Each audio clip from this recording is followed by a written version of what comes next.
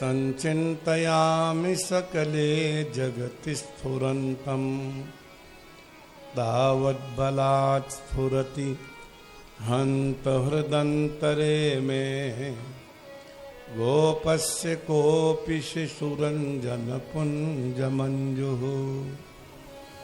ॐ नमः परमहंसास्वादित चरणकमलचिन्मकरन्दाय भक्तजनमानस निवासाय श्रीरामचन्द्राय विश्वसर्ग विसर्गादि नवलक्षणलक्षितं श्रीकृष्णाख्यं परं धाम जगद्धाम नमामि तत्। वागीसा यस्य वदने लक्ष्मीर्यस्य च वक्षसि यस्यास्ते हृदये संवेत् तं नृसिंहमहं भजे।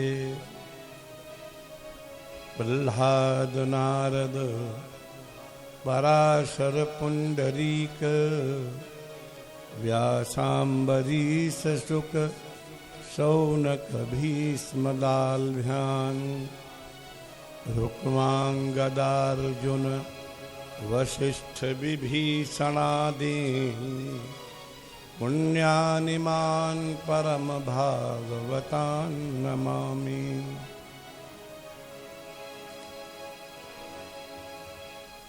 विभूषितानङ्गरिपूतमाङ्गा सद्यकृतानेक जनार्तिभङ्गा मनोहरोत्तुङ्ग चलत्तरङ्गा गङ्गा ममाङ्गान्यमलीकरोतु गङ्गा ममाङ्गान्यमलीकरोतु। सानन्दमानन्दवने वसन्तम् आनन्दकन्दं हतपापवृन्दं वाराणसीनाथ मनाथनाथं श्रीविश्वनाथं शरणं प्रपद्ये श्रीविश्वनाथं शरणं प्रपद्ये। हरिः ओम। जड़ चेतन जगजीव जत सकल राममय जानी वंदो सबके पद कमल सदा जोरि जुग पानी। अपने अपने घरन की सब काहू को पीर तुम ही पीर सब घरन की धन्य धन्य रघुबीर धन्य धन्य यदुवीर सियावर रामचंद्र जी की पवन सुत हनुमान जी की श्री उमापति महादेव की श्री राधावर कृष्ण चंद्र जी की बोलो भाई सब संतन की महात्मा तुलसीदास जी की बोलिए श्री व्यास भगवान की जय श्री शुकदेव भगवान की जय श्री वाल्मीकि भगवान की जय गंगा माता की जय श्री यमुना महारानी की जय श्री नर्मदा अम्बा की जय श्री सरयू मैया की जय श्री स्वामी जी महाराज की श्री वृंदावन बिहारी लाल की जय। अधरम मधुरं वदनं मधुरं नयनं मधुरं हसितं मधुरं हृदयं मधुरं गवनं मधुरं मधुराधिपतेरखिलं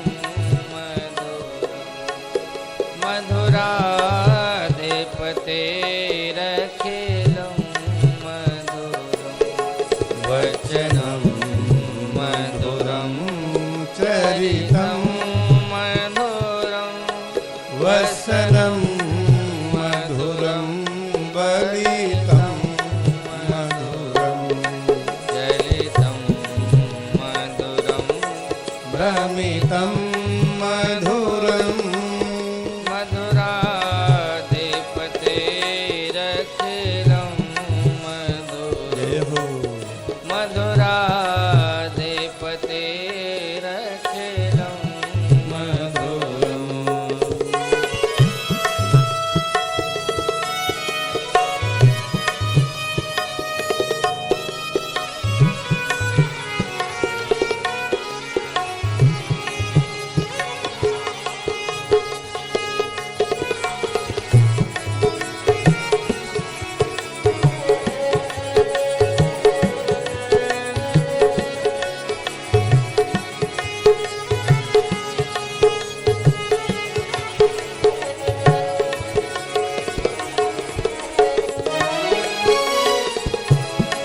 वेणुवे मधुरो रेणुवे मधुरः पाणे मधुरः पादो मधुरं नृत्यं मधुरं सख्यं मधुरं मधुराधिपतेरखिलं मधुरं मधुराधिपतेरखिलं मधुरं गीतं मधुरं पीतं मधुरं भोक्तं मधुरं सोक्तं मधुरं रूपं मधुरं तिलकं मधुरं मधुराधिपतेरखिलं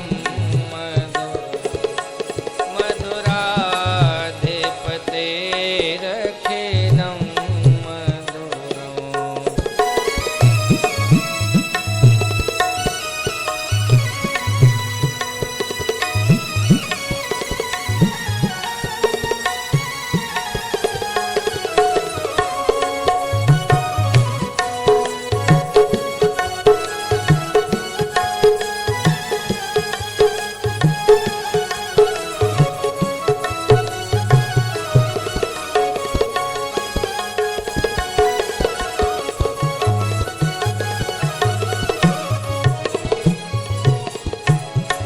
करणं मधुरं तरणं मधुरं हरणं मधुरं स्मरणं मधुरं वमितं मधुरं शमितं मधुरं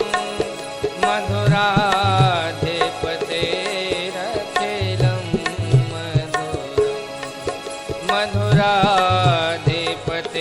मधुराधिपतेरखिलं मधुरं कुञ्जा मधुरा माला मधुरा यमुना मधुरा बीची मधुरा सलिलं मधुरं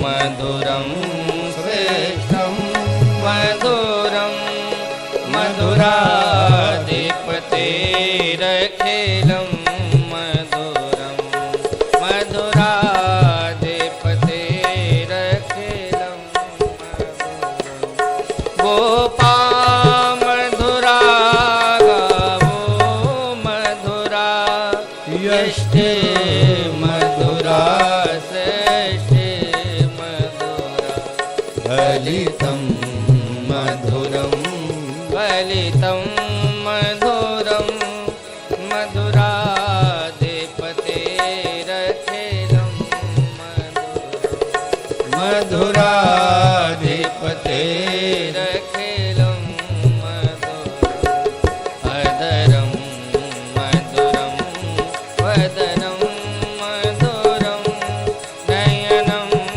मधुरं हसितं मधुरं हृदयं मधुरं गवनं मधुरं मधुराधिपतेरखिलं मधुराधिपतेरखिलं मधुरं मधुराधिपतेरखिलं मधुरं बोलिए श्री बांके बिहारी लाल की जय जय श्री राधे श्याम।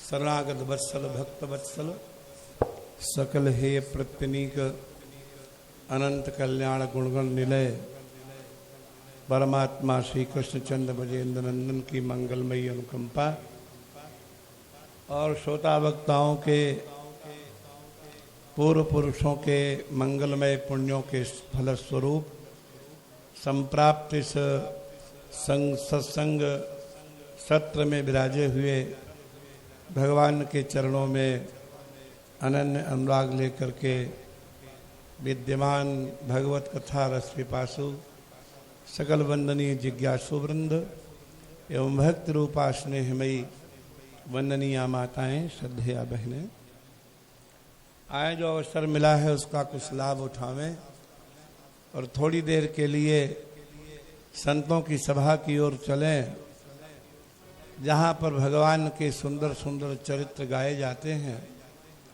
संतों को तो आचार्यों ने चलता फिरता तीर्थराज बताया है। तीर्थराज प्रयाग में है, वहाँ जाने में श्रम होगा, व्यय होगा, लेकिन संत तो द्वार द्वार पर प्रयाग लिए घूमते हैं। मुद मंगलमय संत समाजू जो जग जंगम तीर्थराजू। जंगम माने चलता फिरता। संत समाज जो है वो चलता फिरता तीर्थराज है। तीर्थराज माने प्रयाग है। और उसी प्रयाग में जब भगवान की कथाएं होती हैं, भक्ति की चर्चा होती है, तो समझो उसी प्रयाग में संतों के गंगा की धारा बहती है।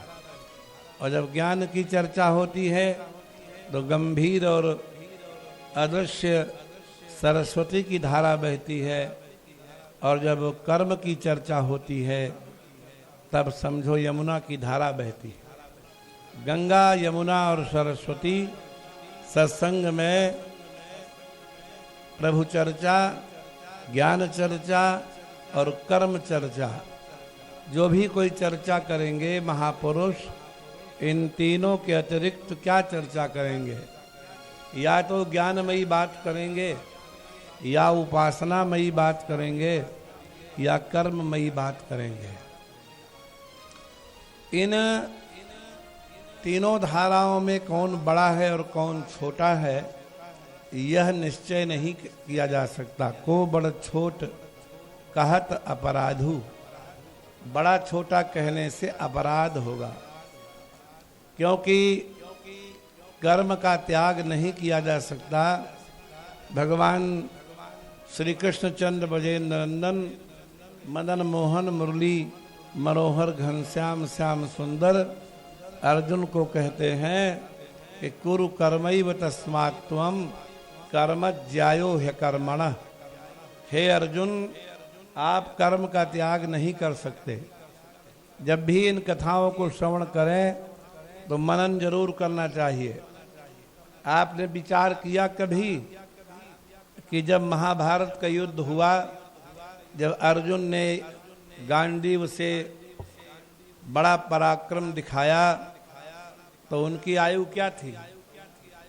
जब भगवान ने रथ हाँका अर्जुन का, क्या आयु थी?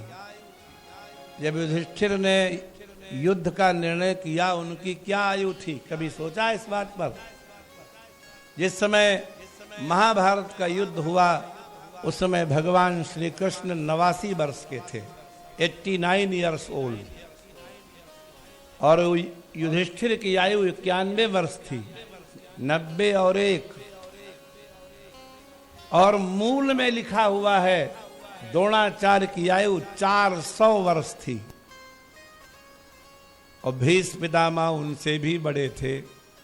नकुल सहदेव 88 वर्ष के थे, भीम और दुर्योधन 90 वर्ष के थे, अर्जुन और श्री कृष्ण 89 वर्ष के थे। कोई कह सकता है कि जब इतनी जिंदगी बीत गई तो बुढ़ापे में लड़ने की क्या जरूरत? राम राम करके जिंदगी कट जाती कि नहीं? नहीं कटती। जब 89 वर्ष बीत गए तो बुढ़ापे में खून खराबा क्यों? करिए विचार इस पर। कर्म का त्याग कभी नहीं किया जा सकता। आप सांस लेंगे कि नहीं लेंगे? करवट बदलेंगे कि नहीं बदलेंगे? मलमूत्र का त्याग करेंगे कि नहीं करेंगे? तो निष्क्रिय कैसे रहेंगे? बिना कर्म के कोई जीव एक क्षण भी नहीं रह सकता। और ये हम नहीं कह रहे हैं, भगवान कहते हैं श्रीमद् भगवद गीता में, नहीं कश्चित क्षणमपि जातु तिष्ठत्य कर्म कृत। कश्चित माने कोई भी, क्षणमपि क्षण भर भी अकर्म कृत न तिष्ठत, बिना कर्म किए नहीं रह सकता। हाथ पैर चलाते हो, उंगली चलाते हो, गर्दन खुजलाते हो, सांस लेते हो, कर्म कैसे नहीं करोगे? करना ही पड़ेगा। कार्यते हवस कर्म सर्व प्रकृति जैर गुणैहि। आप संकल्प कीजिए कि हम 1 घंटा हाथ बिल्कुल नहीं हिलाएंगे, और बड़ी जोर खुजली मचे पीठ में, हिलाओगे कि नहीं हिलाओगे? बोलो राधे राधे। अवसह कर्म कार्यते, कर्म करने के लिए जीव विवश है। क्यों? प्रकृति तुमको नियोग कर देगी, फिर कर्म करना ही पड़ेगा। तो क्यों न धर्ममय कर्म किए जाएं। सब बस यहीं पर विचार करना है। और धर्म क्या है? कल भी इसी पर चर्चा हुई थी। भगवान राघवेंद्र सरकार ने 2 लोगों को कर्म धर्म का लक्षण बताया, दोनों को अलग अलग बताया।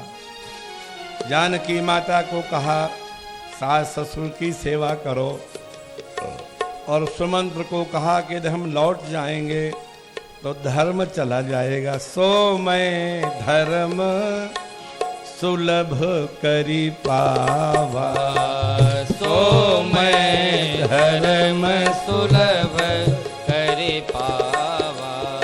सुलभ है हमको, पिता की आज्ञा मानेंगे।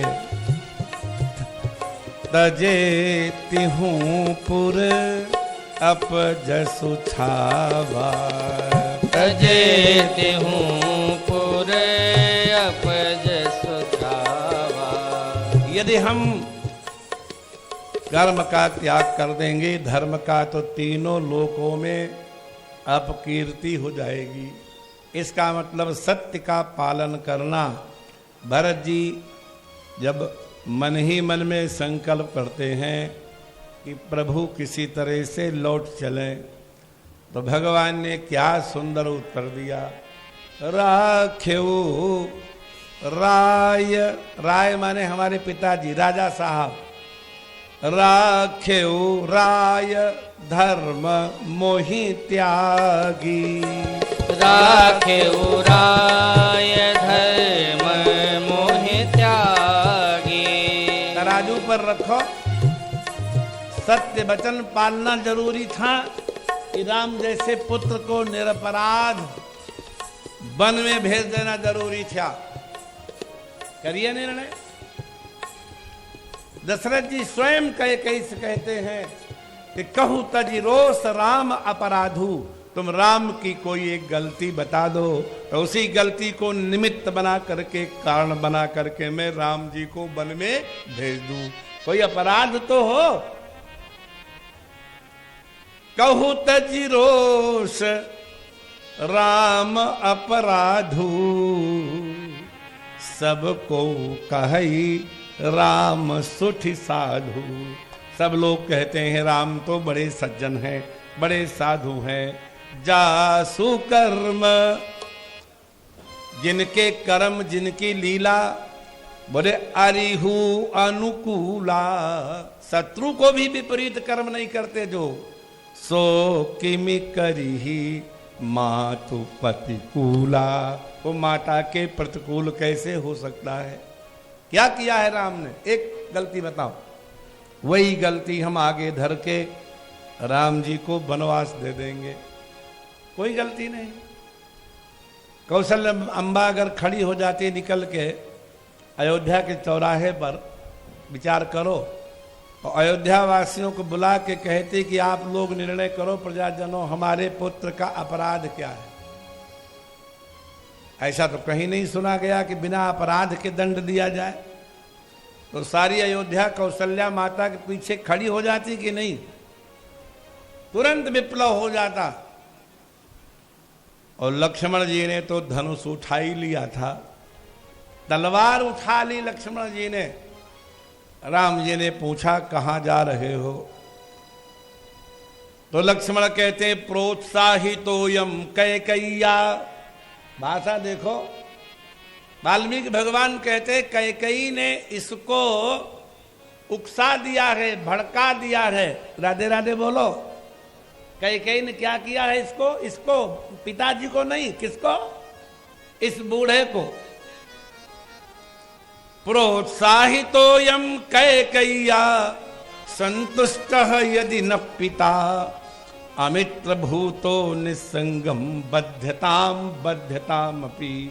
अगर कैकेयी के द्वारा भड़काने से ये हमारा बाप, भाषा देखिए, अगर राम जी को वन में भेजने की बात करेगा तो इससे बड़ा शत्रु हमारा कोई नहीं है। वाल्मीकि भगवान खरी खरी कहते हैं। बोलो राधे राधे। क्या बोले लक्ष्मण जी, इससे बड़ा शत्रु हमारा अमित्र भूतः, ये शत्रु है, इसे निस्संगम, बिना किसी हिचकिचाहट के, विदाउट हेजिटेशन, बद्धताम अपी, या तो इसको हम मार डालेंगे बूढ़े को, और या रस्सियों में बांध के आजीवन कारागार में डाल देंगे। और लक्ष्मण जी अगर ऐसा कर देते तो प्रजाजन बिल्कुल लक्ष्मण को दोष नहीं देते, क्योंकि प्रजाएं तो जानती हैं राम जी का कोई अपराध नहीं है। लेकिन विचार ये करना है कि धर्म होता क्या है। राधे राधे। हाँ। बिना अपराध के वन में जाना धर्म है कि अधर्म।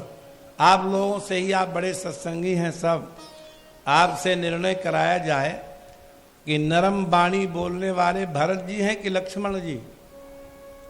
ज्यादातर लोग यही कहेंगे भरत जी, आप भी यही कहोगे, लेकिन मैं ऐसा नहीं मानता। लक्ष्मण जी ने तो इतना ही कहा कि गुरु पितु मातु न जानो काहू, मैं गुरु माता पिता को नहीं जानता, कहूं स्वभाव नाथ पतियाहू। हे प्रभु, मैं अपना स्वभाव बताता हूं, आप हम पर विश्वास करो, हम केवल आपको जानते हैं। और जब भरत जी के सामने गुरु जी ने कहा,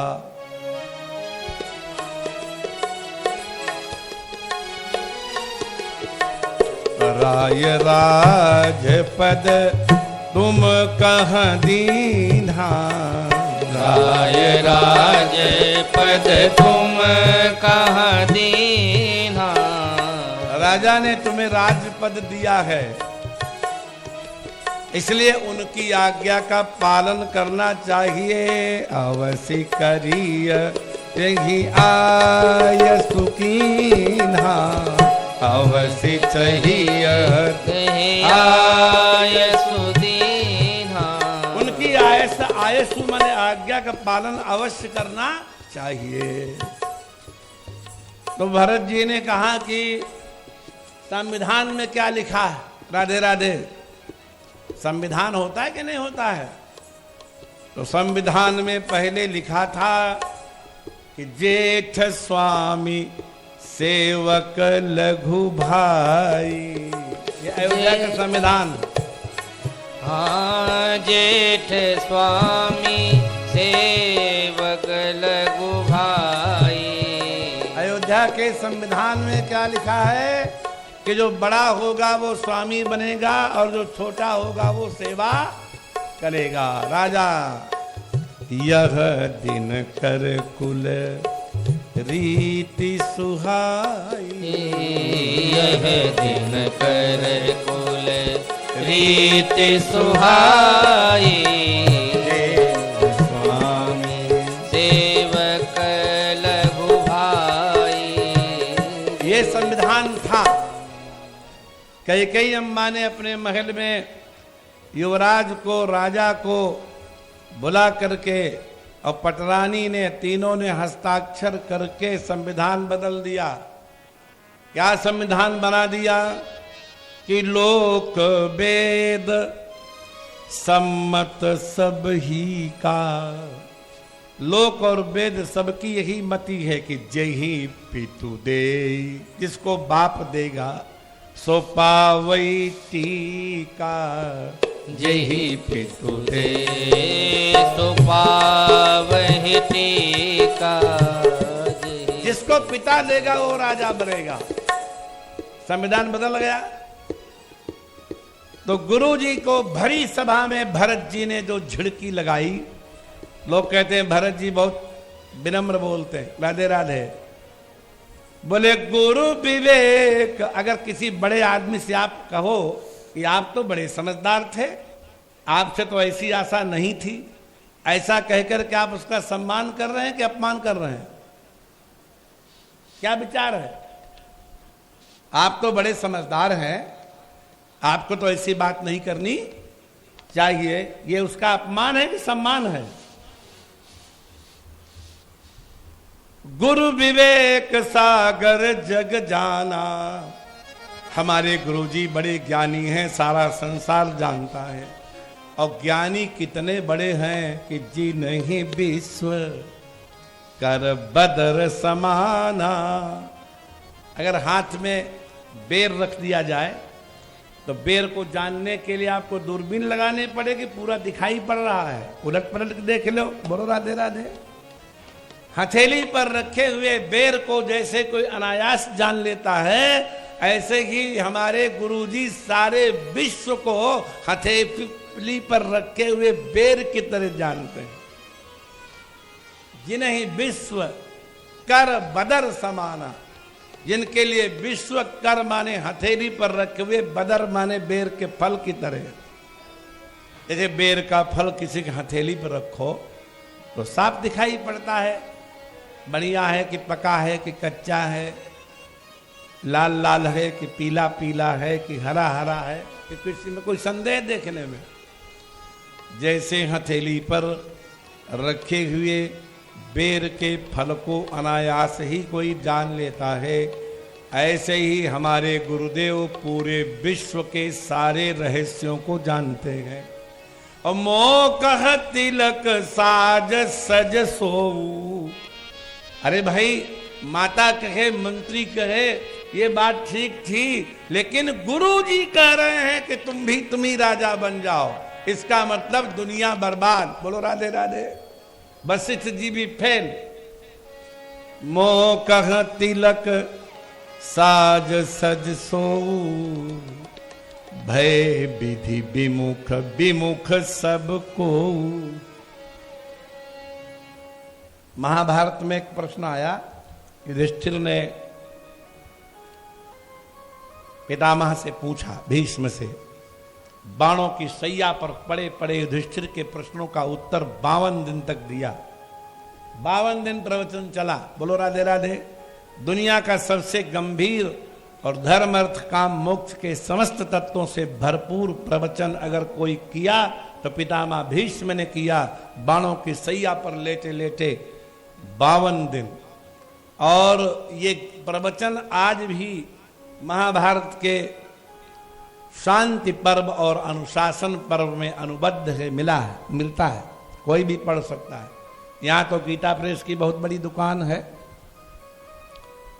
बड़ा सुंदर सुंदर ग्रंथ उसमें रखे। अब तो कोई ग्रंथ पढ़ना ही नहीं चाहता।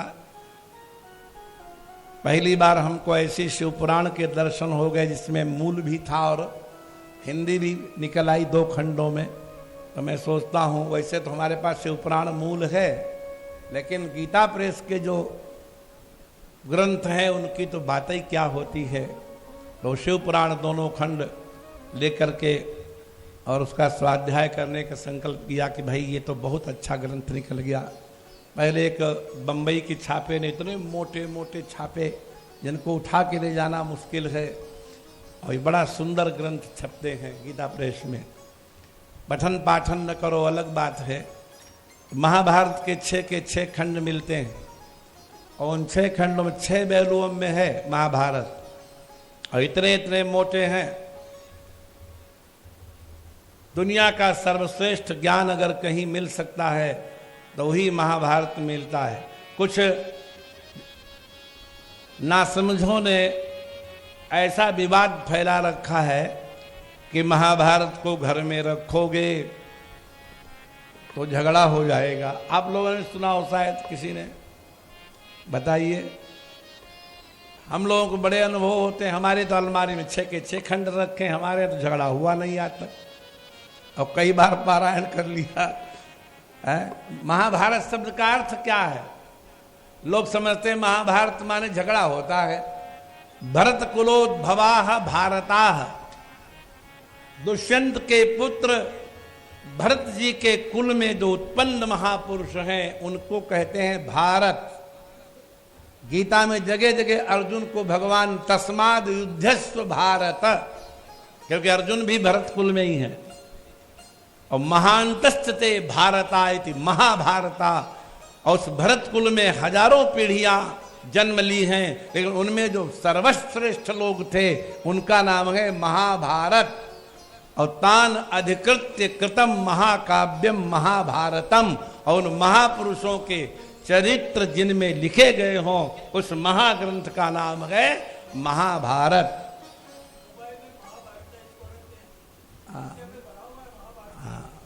महाभारत जैसा कोई ग्रंथ नहीं। और लड़ाई झगड़े की बात तो थोड़े में है। आदि पर्व में कोई झगड़ा नहीं, सभा पर्व में कोई झगड़ा। वो अलग बात है कि वन में भीमसेन गए, कोई राक्षस टकरा गया, वो मारना ही चाहता था तो आपके ही सामने बिच्छू सर्प आ जाए तो मारोगे। ग्रंथ तो हर प्रश्न का उत्तर देते हैं। भगवान नृसिंह ने जब हिरण्यकशिपु को मार डाला तो प्रहलाद जी स्तुति कर रहे थे।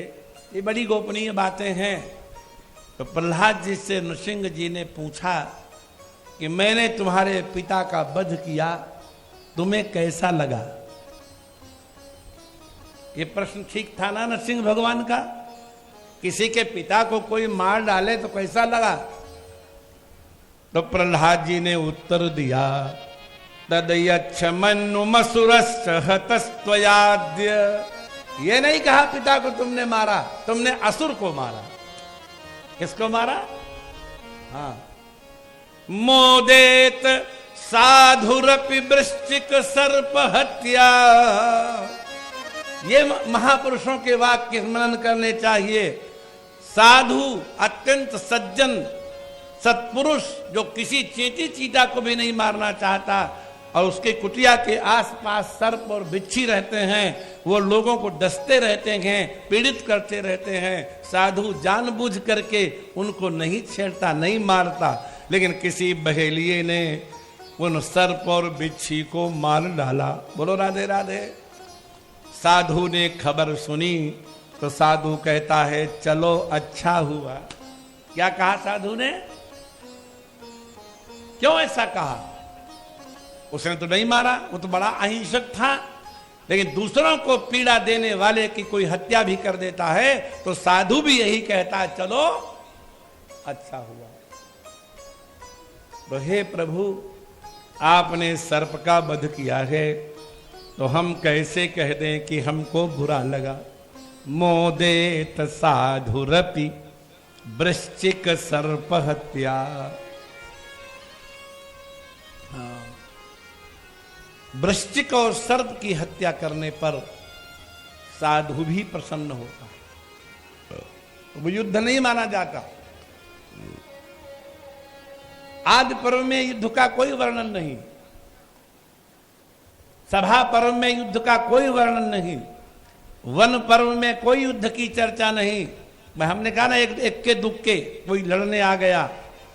विराट पर्व में भी युद्ध की थोड़ी सी, वो जो गायों को पकड़ने गए थे धृतराष्ट्र के पुत्र, तो थोड़ा वहां अर्जुन का बृहन्नला जब थे तो हो गया था, वो भी युद्ध नहीं है। ऐसे जैसे पाकिस्तान का भी हो गया छोटा मोटा। उद्योग पर्व में भी नहीं है युद्ध। अब देखिए 5 पर्व निकल गए, कोई युद्ध नहीं है। आदि पर्व, सभा पर्व, वन पर्व, विराट पर्व और उद्योग पर्व, कोई युद्ध नहीं है। भीष्म पर्व में सर्वश्रेष्ठ ज्ञान श्रीमद् भगवत गीता का नारायण ने अर्जुन को दिया। दुनिया में आज तक ऐसा ज्ञान कोई दे नहीं पाया। ये भीष्म पर्व की रचना। श्रीमद् भगवत गीता नाम की जो पुस्तक है, वो भीष्म पर्व से 18 अध्याय निकाल के अलग छाप दिए गए, तो कोई स्वतंत्र पुस्तक थोड़ा ना है। भीष्म पर्व में, द्रोण पर्व में, कर्ण पर्व में, कर्ण पर्व छोटा सा है और शल्य पर्व तो 4 ही पन्ने का है। बोलो राधे राधे। केवल ये 4 पर्व लड़ाई झगड़े के 18 पर्वों में। शल्य पर्व के बाद सौप्तिक पर्व, स्त्री पर्व, शांति पर्व, अनुशासन पर्व, आश्वेधिक पर्व, वानप्रस्थिक पर्व, महाप्रास्थानिक पर्व, क्या क्या ज्ञान भरा हुआ है। लेकिन लोगों ने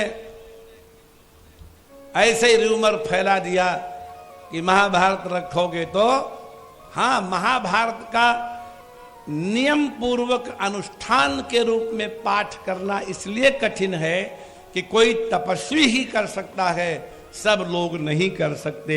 इसलिए जो पाठ करता है वो स्वस्थ बना रहे, ये कामना जरूर करनी चाहिए। क्योंकि जो कठिन काम है, एक तांत्रिक था, वो तंत्र विद्या सिद्ध कर रहा था, तो जब सिद्धि आने को हुई तो तमाम विघ्न आए। कभी उसको लगे कोई बिच्छी चढ़ गया, कोई लगे कभी सांप चढ़ गया। अब बिल्कुल एक दिन और अगर वो बैठा रहेगा तो सिद्धि मिल जाएगी, भूत भविष्य सब देख लेगा, धरती के नीचे कहाँ रत्न है देख लेगा।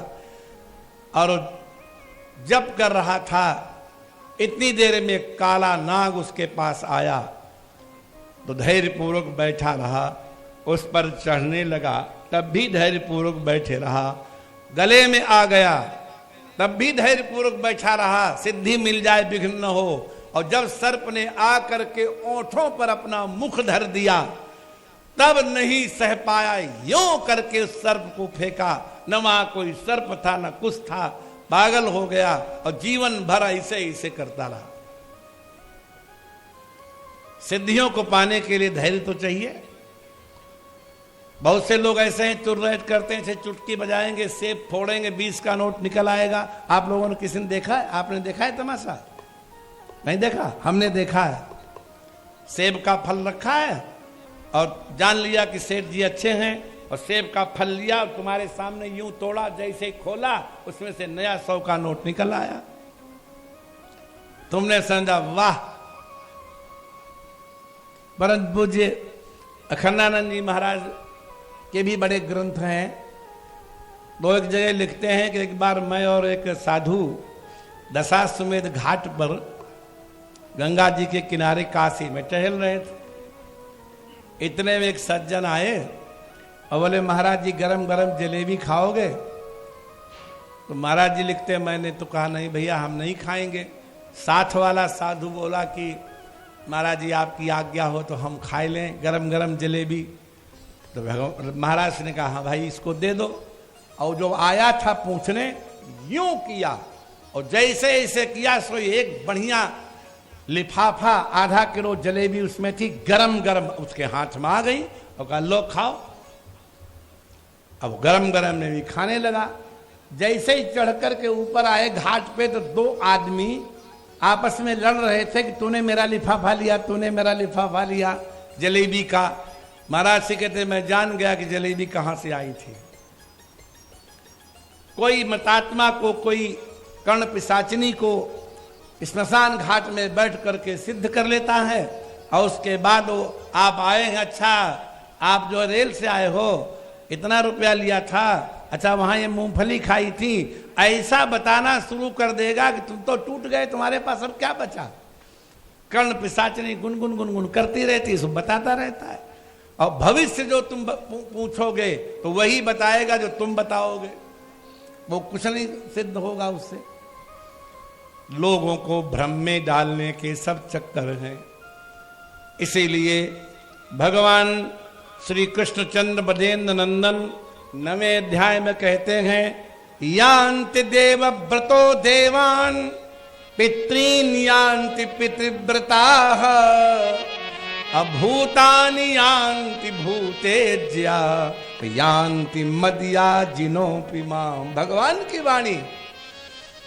जो लोग भूत प्रेतों की आराधना करते हैं मरने के बाद भूत प्रेत बनते हैं, और जो देवताओं की आराधना करते हैं वो देवलोक में जाते हैं, जो पितरों की आराधना करते हैं पितृलोक में जाते हैं, और जो मेरी आराधना करते हैं वो मेरे पास आते हैं। 9वां अध्याय खोलो गीता का। यान्ति देवव्रता देवान पितॄन यान्ति पितृव्रताः भूतानि यान्ति भूतेज्या यान्ति मदया जिनोपि माम। मदया जिनः माम यान्ति। ये चमत्कार देख लो, उस चमत्कार का कोई फल वल थोड़ो ना है। राधे राधे। इसलिए तंत्र आदि विद्या करना बड़ा कठिन है, इसमें कोई संदेह की बात नहीं। सिद्धि हो जाएगी तो लोक को आप खूब रिझा लेंगे, लोक में आपका बड़ा सम्मान हो जाएगा। बाद में क्या होगा आप जानो। किसी भी विद्या को पाने के लिए श्रम तो करना ही पड़ेगा। इसलिए जब भरत जी से कहा गया कि गुरु के प्रति आप ऐसी बात करते हैं, तो बड़ा सुंदर प्रसंग है महाभारत में। युधिष्ठिर ने पितामह से प्रश्न किया कि संसार में सबसे ज्यादा पूज्य कौन है। ये बड़ी बढ़िया बात है, सबको सुननी चाहिए। तो पितामह भीष्म कहते हैं कि दशैव तु सदाचार्य श्रोत्रियान अतिवर्तते। 10 वेद पाठी और 1 वेद पढ़ाने वाला आचार्य, उन 10 वेद पाठियों से वो 1 आचार्य श्रेष्ठ होता है। और 10 आचार्यान उपाध्यायः, और 10 आचार्यों से उपाध्याय श्रेष्ठ होता है, जो अपनी कुटिया आश्रम बना करके पात्र विद्यार्थियों को शिक्षा प्रदान करता है, भोजन वस्त्र की भी व्यवस्था करता है। वो 10 आचार्यों से श्रेष्ठ है। और 10 आचार्यान उपाध्यायः उपाध्यायान पिता 10, और 10 उपाध्यायों से पिता श्रेष्ठ होता है। और पितॄन 10 तु मातयिका, और 10 पिताओं से माता श्रेष्ठ होती है। फिर रुक गए पितामह, बोले नहीं नहीं, मैंने माँ को कम बता दिया। सर्वां वा पृथ्वीमपि, सारी पृथ्वी से अगर कोई श्रेष्ठ होता है तो वो जननी होती है, वो माता होती है। माता से उत्तम पूज्य संसार में कोई नहीं।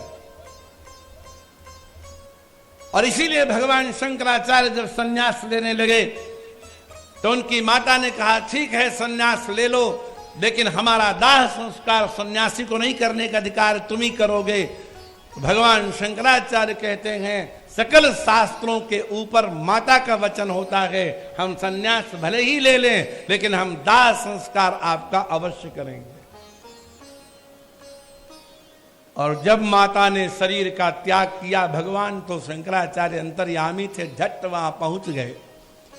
गांव वालों ने विरोध किया, कोई गांव वाला उनकी मृत शरीर को उठाने को तैयार नहीं हुआ। भगवान शंकराचार्य ने कहा कोई बात नहीं, उसी आंगन में चिता बना करके और शंकराचार्य भगवान ने अपनी माता का दाह संस्कार किया।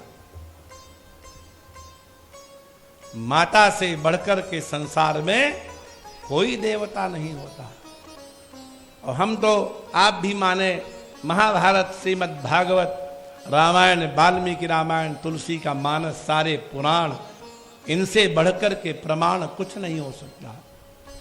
पितामह भीष्म कहते हैं पितृन 10 तु मातैका, 10 पिता के बराबर माता को हमने कह के गलती कर दी। सर्वाम वा पृथ्वीमपि गौरवेणाभिभवति, नास्ति मातृ समो गुरु। संसार में माता जैसा कोई गुरु नहीं होता। वन पर्व में युधिष्ठिर से यक्ष ने पूछा कि पूरी पृथ्वी को अगर तौलना हो, कल्पना करिए, इमेजिन कीजिए, कोई ऐसा तराजू बड़ा बना दिया जाए जिसके एक पल्ले में पूरा पृथ्वी का गोला उठा के धर दिया जाए, तो सारे पत्थर, लोहा, पर्वत सब चले गए उसी में कि नहीं? तो पृथ्वी को तौला काहे से जाए, बांट काहे का बनाया जाए? युधिष्ठिर कहते हैं इसमें क्या बात है, दूसरे पल्ले में मां को बिठा दिया जाए, जैसे ही माता बैठेगी ये पृथ्वी हल्की हो जाएगी, क्योंकि माता से गुरु संसार में कोई होता ही नहीं है। इसका मतलब माता की अवज्ञा करना सबसे बड़ा पाप हुआ। और भरत जी कहते हैं बरमागत मन भई नहीं पीरा। हाँ, बरमागत मन भई नहीं पीरा। जब तुमने वरदान मांगा राम जी बन जाएं, तो तेरे हृदय में पीड़ा क्यों नहीं हुई? आगे क्या कहा? गरी न जीह, तेरी जबान गल के गिर क्यों नहीं गई? अब मुख पड़े न कीड़ा, गरी न जीह, मुख पड़े न कीड़ा। तेरे मुंह में कीड़े नहीं पड़े? बोलो, लक्ष्मण जी ने इतना कठोर कहीं बोला है? पिता से बढ़कर के पूज्य कोई नहीं। तब पिता के बारे में भरत जी के क्या विचार हैं? बोले भूप प्रतीति तोरी किमि कीन्ही, भूप प्रतीत तोरी किन कीन्ही। राजा ने तेरा विश्वास क्यों किया? क्योंकि मरण काल विधिमति हरिली, मरण काल विधिमति हरिली। मरने के समय विधाता ने बुद्धि भ्रष्ट कर दी। लो, पिता की बुद्धि भ्रष्ट हो गई, माता के मुंह में कीड़े क्यों नहीं पड़े? और गुरुजी इतने बड़े ज्ञानी होकर के भी पगला गए। बोलो राधे राधे। इतना कठोर कभी लक्ष्मण जी ने बोला? लेकिन जब राम जी से पूछा गया ये बताइए आपको जो वन मिला ये किस कर्म का फल है? बोलो राधे राधे। अरे भाई, बिना कर्म के फल से तो मिलेगा नहीं। हाँ, तो राम जी का वचन सुनकर के आप चकित हो जाएंगे। बोले तात बचन मुनि मातु हित, और भाई भरत असराव। पिता का वचन पूरा हो गया, माता जी का हित हो गया, भरत जैसा राजा बन गया भाई। और मोह कहाँ दरस तुम्हार प्रभु। हे भरद्वाज मुनिवर, आपका दर्शन हमें हुआ, यह मम पुण्य प्रभा, ये हमारे पुण्य का फल है। बोलो राधे राधे। माने राम जी को वन जो हुआ है वो राम जी के किसी दुष्कर्म का फल नहीं है। राम जी कह रहे ये मेरे पुण्यों का फल है। हमने ऋषिकेश में खूब गंगा नहाई होंगी। बोलो राधे राधे। हाँ? हमने काशी में विश्वनाथ को जल चढ़ाया होगा। और भरत जी से पूछा गया कि राम जी को वन क्यों हुआ, तो भरत जी कहते हैं हमारे पापों के फल से। हे भगवान, माने जो फल राम जी के पुण्य से निकलता है वो फल भरत जी के पाप से निकलता है, तो भरत जी के पुण्य से जो फल निकलेगा वो कैसा होगा?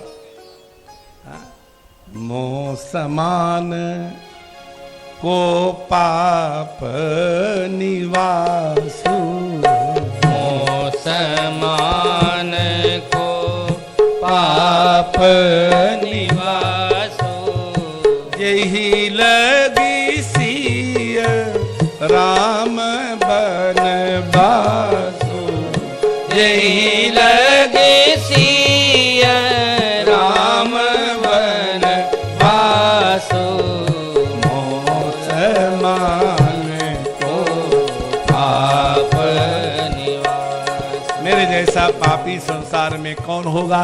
इस पाप के कारण राम जी को बन जाना पड़ा। भरत जी कहते, इसलिए ये निर्णय करना बड़ा कठिन है कि धर्म क्या होता है और अधर्म। जो भरत जी माता को, पिता को, गुरु को ऐसे शब्दों का प्रयोग करते हैं, उनके बारे में राम जी कहते त्रिभुवन तीन काल मत मोरे, पुण्य लोक तात तर तोरे। मानस की चौपाइयां विचार पूर्वक आप विचार करें। राम जी कहते तीनों लोकों में, संसार में जितने पुण्यात्मा हैं वो सब तुम्हारे नीचे हैं, सर्वे सबसे ऊपर तुम हो। राम का वचन है, कोई शकुनी का वचन नहीं है। बोलो राधे राधे। त्रिभुवन तीनों लोकों में और तीन काल, ध्यान से सुनिए, माने न भूतो न अस्ति न भविष्यति। तीनों कालों में और तीनों लोकों में जितने पुण्यात्मा संसार में हैं, हो चुके हैं और होने वाले हैं, वो सब तुम्हारे नीचे हैं। भरत जी के लिए कहते हैं राम जी। और भरत जी कौन है? जिन्होंने कहा अम्मा से तेरे मुंह में कीड़े क्यों नहीं पड़े। तो कैसे आप धर्म का निर्णय करेंगे कि धर्म क्या है और अधर्म क्या है? और इसलिए राम जी से जब पूछा जानकी जी ने, तो उनका धर्म कुछ और था, और जब सुमंत ने पूछा तो उनका धर्म कुछ और था, और उन्हीं राम जी से भरत जी ने पूछा कि प्रभु धर्म क्या है, तो राम जी ने तुरंत ही परिभाषा बदल दी। वक्ता एक ही है, विषय भी एक ही है। बोलो राधे राधे। परिभाषाएं अलग अलग हैं। परहित सरिस धर्म नहीं भाई, परहित सरिस धर्म नहीं भाई, धर्म नहीं भाई हो। परहित सरिस धर्म नहीं भाई, पर पीरा समने अजमाई, पर पीरा सबने अजमाई।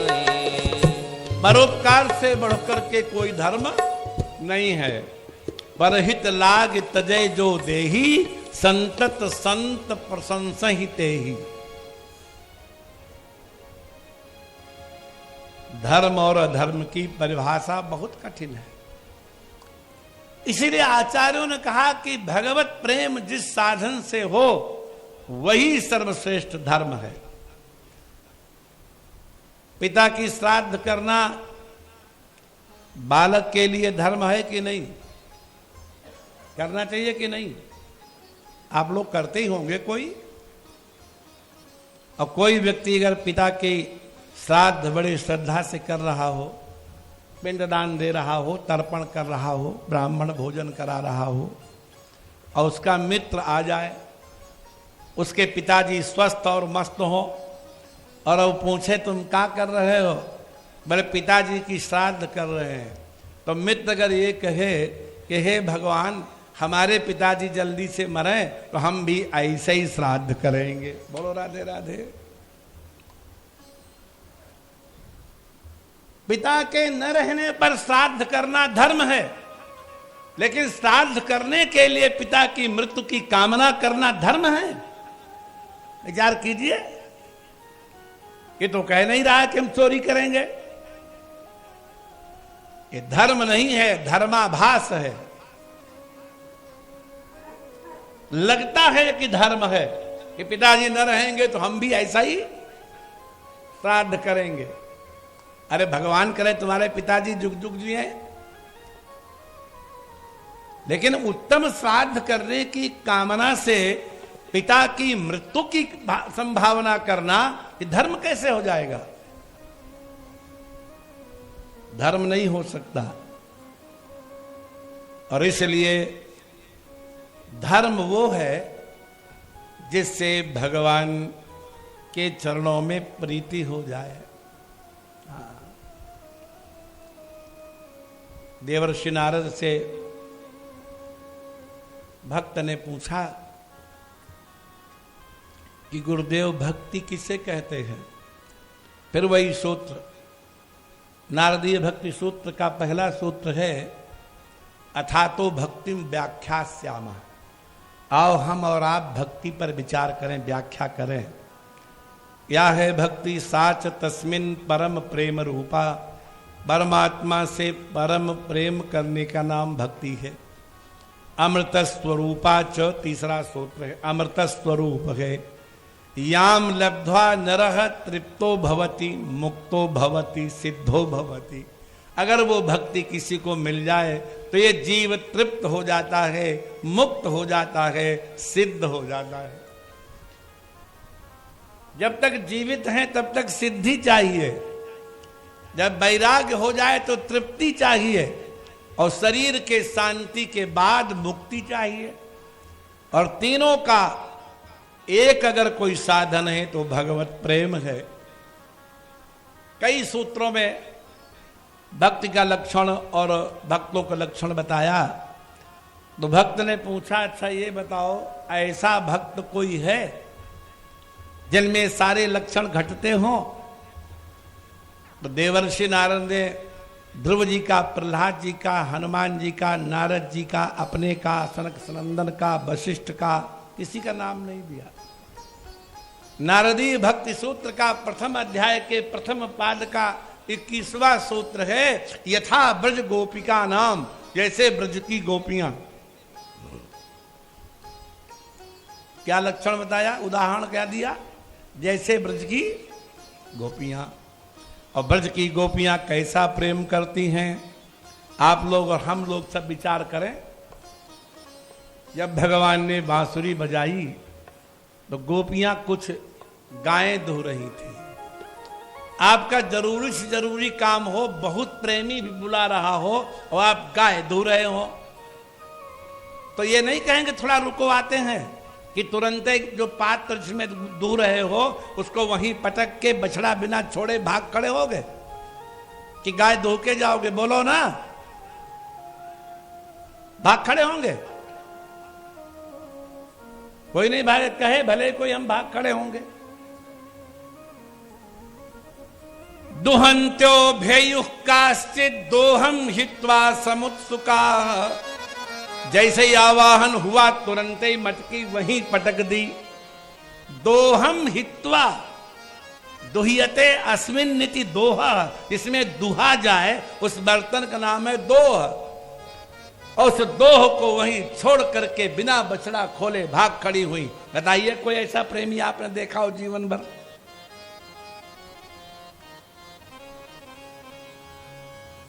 जो लोग माला नहीं जपते हैं, जो माला जपते हैं वो लोग उनसे श्रेष्ठ हैं, इसमें कोई संदेह नहीं। जो लोग गंगा नहीं नहाते, जो नहाते हैं वो श्रेष्ठ हैं, लेकिन गंगा नहाने वाले और माला जपने वाले सैकड़ों हैं, हजारों हैं। बोलो राधे राधे। है कि नहीं है?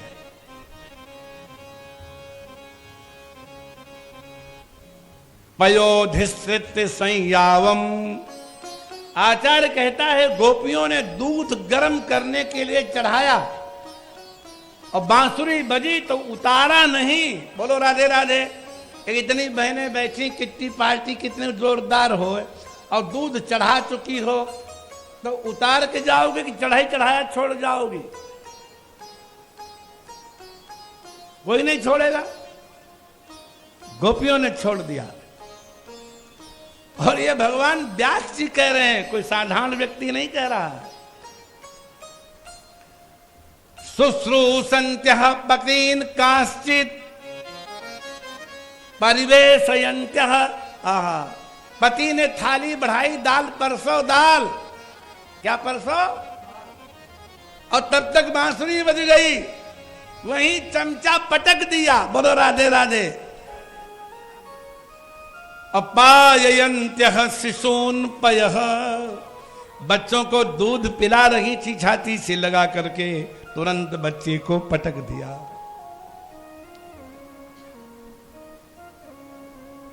और इतना ही नहीं किया, शुश्रूषन्त्यः पतीन् काश्चित्, कुछ पतियों के पैर दबा रही थी। अश्नन्त्यः, भोजन कर रही थी और यहां तक ग्रास आ गया, मुंह में नहीं ले गई, वहीं पटक दिया।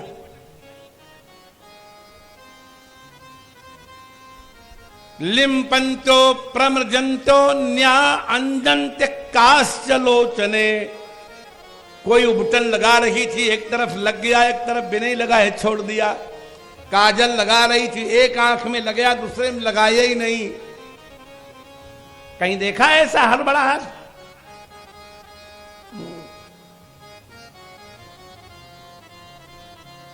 गोविंदा परतात्मानः सर्वा कृष्णांतिकम ययु, भगवान ने जिनकी आत्मा को अपने बस में कर लिया है, सब भाग करके चली गई। ता बार्यमाणा, पति भी, बंधु भी, भ्रातृ मातृ भी। बंधु रोक रहे हैं, पति रोक रहे हैं, पिता रोक रहे हैं, लेकिन गोविंदा परतात्मानः, गोविंद ने उनको खींचा हुआ है, तो किसी की बात उन्होंने नहीं मानी। यह भक्ति कठिन है कि सरल है? विचार करो।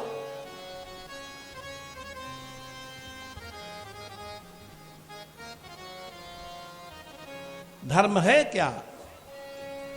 गीता के 18वें अध्याय में अंतिम में भगवान कहते हैं, इचिते ज्ञानमाख्यातम गुह्यात गुह्यतरम मया। आप लोग गीता भवन में बैठे हैं, गीता पर विचार कीजिए। हे अर्जुन, मैंने तुमको गोपनीय से गोपनीय ज्ञान बता दिया। क्या बोले? गोपनीय से भी, मैंने हमारे सारे लेक्चर में मैनी हिडन सीक्रेसीज, बड़े गोपनीय अर्थ थे, रहस्य भरे।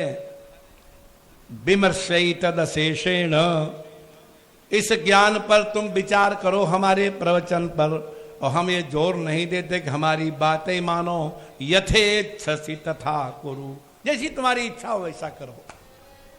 भगवान ने प्रवचन किया, फिर कहा मैंने गोपनीय से गोपनीय बातें तुम्हें बता दी, अब तुम्हारी जो इच्छा सो करो।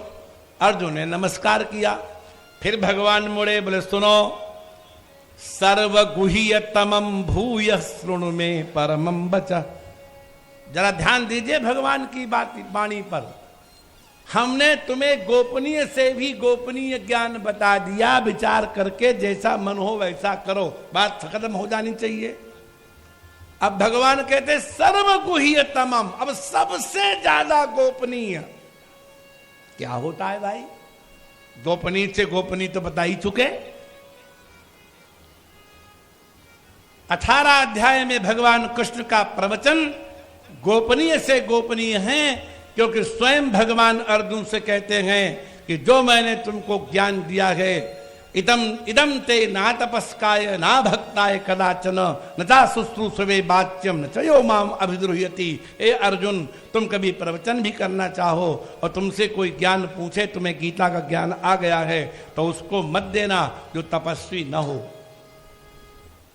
भगवान ने क्राइटेरिया निश्चित कर दी, इदम ते ना तपस्काय। जो तपश्चर्या नहीं कर पाता, तपश्चर्या का अर्थ पंचाग्नि तापना नहीं होता है। जब माता अपने परिवार के लिए भोजन बनाती है और सबको भोजन करा के ही अपने मुख में दाना डालती है तो दुनिया की सबसे बड़ी तपस्या वो करती है। जब कोई किसान प्रातः काल सूर्योदय से पहले उठ करके खेत में जाके और वहां मेहनत करता है, बीज बोता है, अन्न उगाता है, वह भी तपस्या करता है। अपने प्रस्तुत कर्म का सम्यक पालन करने वाला ही तपस्वी होता है। इसलिए विद्यार्थिनाम अध्ययनम तपः, विद्यार्थियों के लिए अध्ययन तप है, जैसे गृहस्थ के लिए अतिथि को आश्रय और भोजन देना तप है। ज्यादातर लोग यही नहीं जानते अतिथि होता क्या है। अगर उनके भतीजे ससुराल वाले भी आ जाएं तो उनको अतिथि मानेंगे। कभी विचार किया आप लोगों ने अतिथि क्या होता है? What is the complete definition of अतिथि? और यह प्रश्न भी युधिष्ठिर ने पितामह से कहा था कि अतिथि देवो भव, जो वेद का वाक्य है, अतिथि को देवता मानो। तो अतिथि होता कौन है? तो भगवान ने कहा अभ्यागतः ज्ञात पूर्व, जिससे तुम्हारा पहला परिचय है, जो जान पहचान का है, अगर वो तुम्हारे द्वार पर आता है तो अतिथि नहीं है। उसके लिए तो आप भोजन कराने के लिए विवश हैं, चाहे श्रद्धा से कराओ और चाहे अश्रद्धा से कराना पड़ेगा कि नहीं। बोलो राधे राधे। हाँ, गुरु जी आ जाए दरवाजे पर, ताऊ जी आ जाए, ससुराल वाले आ जाए, तुम्हारा नहीं भी मन होगा तो अंदर गुनगुन गुनगुन करते रहोगे, लेकिन फिर भी कहोगे लो खाओ। बोलो राधे राधे। अतिथि थोड़ा है वो। अज्ञातस्त्वतिथि स्मृतः, जिससे तुम्हारा कोई संबंध नहीं, कोई परिचय नहीं, अचानक तुम्हारे द्वार पर आया है, भूखा है, आश्रय चाहता है, उसको जो भोजन देता है वह देवता का फल पाता है। तो बिना परिचय वाले को तुमको हटो हटो, आगे बढ़ो आगे बढ़ो। कोई दरवाजे पर आ जाए दोपहर के समय और कहे कि मुझे जल चाहिए, मुझे भोजन चाहिए, क्या मिल जाएगा? तो अधिकांश लोग कहेंगे आगे बढ़ो। बोलो राधे राधे। वेद कहता है वो देवता है जो तुम्हारे द्वार पर भोजन मांगने आया है।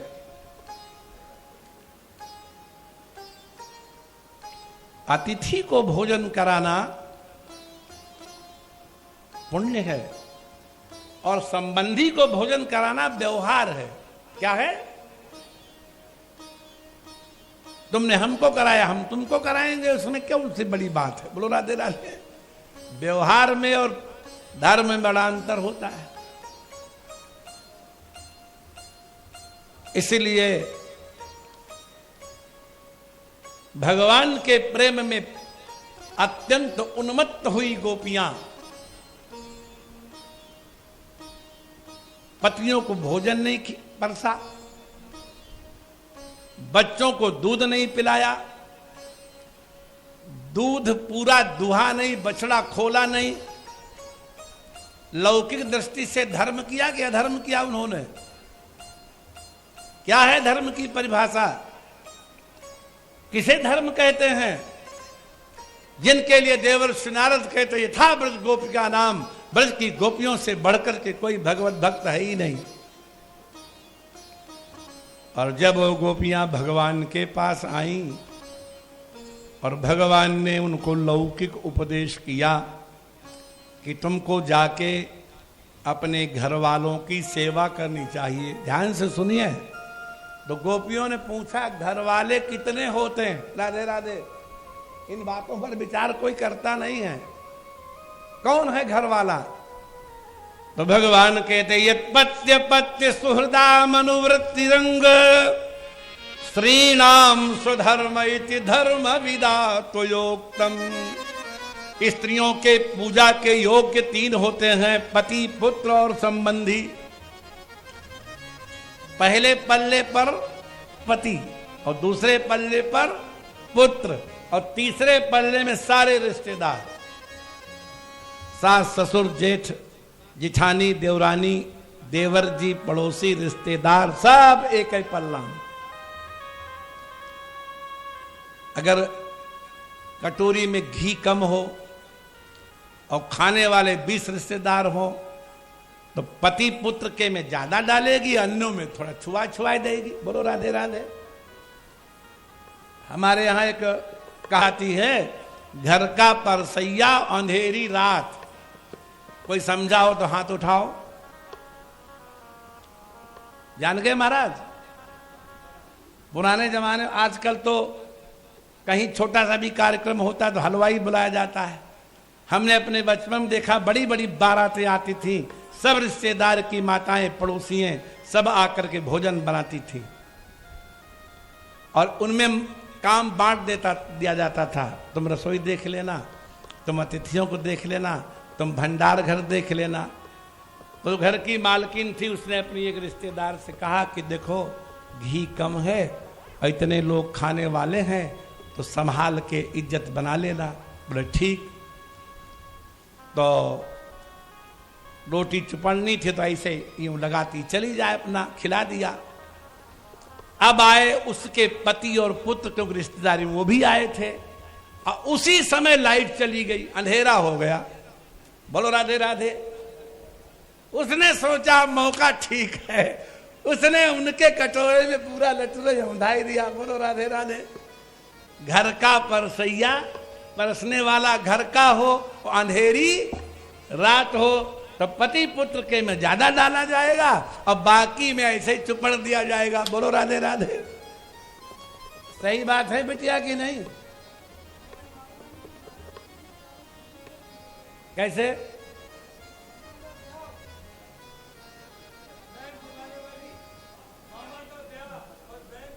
बात एक है। अब हाँ, तो यही तो बात है, अपनों को ज्यादा दिया जाता है। हाँ। भगवान ने कहा कि तुम्हारे भी 3 हैं। राधे राधे। कौन कौन?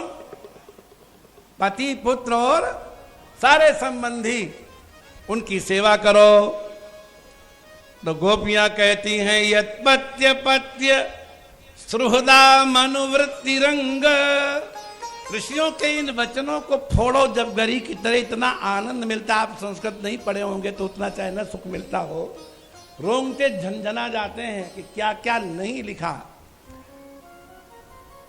स्त्रीणाम स्वधर्म इति धर्म विदातोयोक्तम। गोपियां कहती, मैं जानती हूं इस संसार में है श्री कृष्ण, धर्म के रहस्य को जानने वाला आपसे बड़ा और कोई नहीं है। ज्यादातर लोग यही कहते हैं कि वो तो उनको नचाती थी थोड़े से दही माखन पर।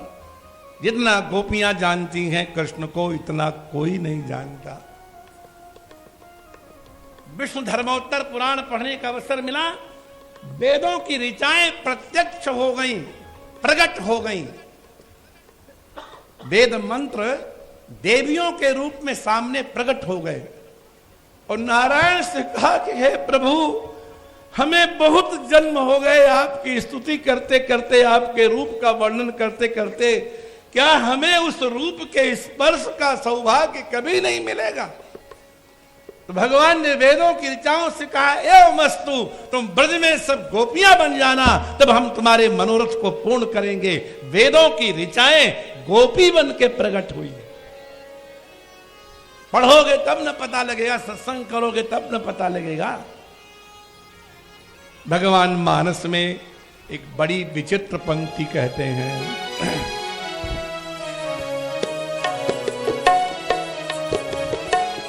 कोटिन बाजी मेध प्रभु कीन है।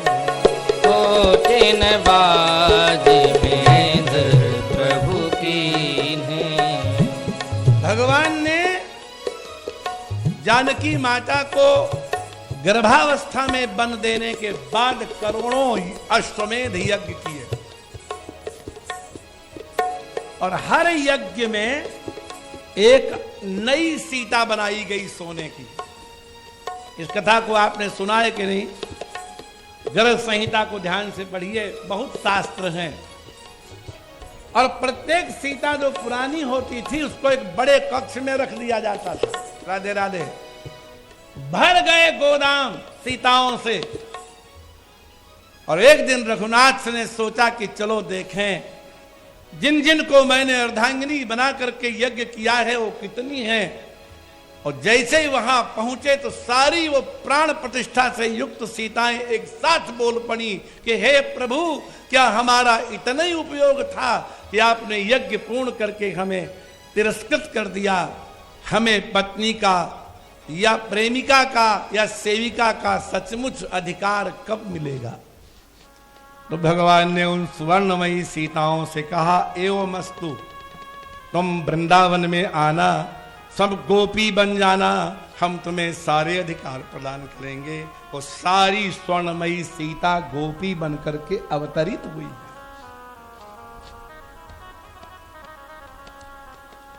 और राम कथा तो आप बार बार सुने हो।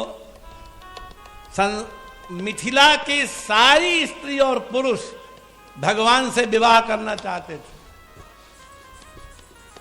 सारे पुरुष कहते थे कि यदि हम स्त्री होते तो इनसे ब्याह कर लेते। समस्त ब्रह्मज्ञानी जो मिथिला के थे सबको भगवान ने गोपी बनने का वरदान दिया। सुतल लोक के जितने ऋषि मुनि सिद्ध पुरुष थे वो सब भगवान को पाना चाहते थे, सब गोपी बन गए। 100 करोड़ का एक वृंद होता है। राधे राधे बोलो। कितने का? 100 करोड़ का एक वृंद। और 100 वृंद किशोरी जी के गोपियों की संख्या थी। कितने? 100 वृंद। 100 करोड़ का एक वृंद और ऐसे ऐसे 100 वृंद। अब तुम ये प्रश्न करोगे कि वो 3 कोस की 4 कोस की जमीन में ये कैसे हो गया? तो इसी साल की घटना है।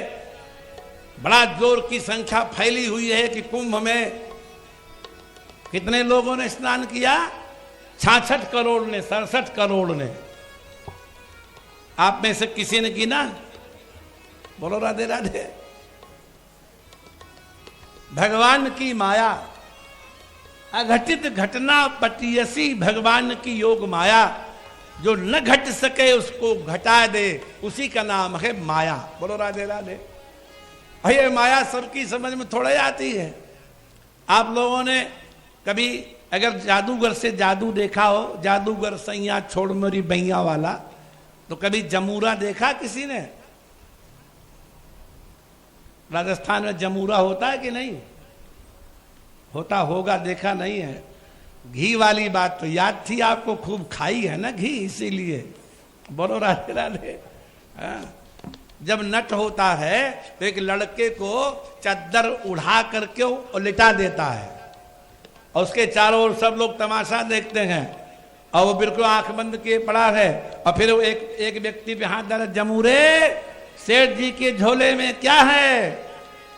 तो जमूरा वो लेटे लेटे जानता, जब सेठ जी कहेंगे तो लौकी कहना है। बोलो राधे राधे। और लौकी जिसके झोले में होगी उसी पर हाथ धरेगा। पहले से कोड वर्ड उसके निश्चित हैं। तो सारी जनता तो आश्चर्य में पड़ जाती कि अरे आंखों पे पट्टी बांधे हुए बेहोश जैसा ये पड़ा हुआ है, कैसे बता दिया इनकी जेब में क्या है? इनकी जेब में क्या है? इनकी जेब में काला कलम है। बोलो राधे राधे।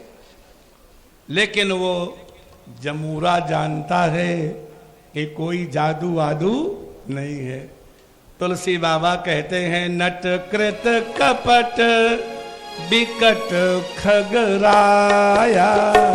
नट कृत बिकट कपट खगराया। नट सेवक न व्यापहि माया।